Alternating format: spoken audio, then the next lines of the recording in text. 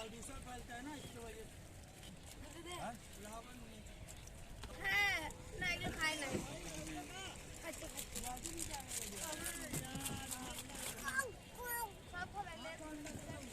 मुझे जो भैया जी क्या कर रहे हैं आप?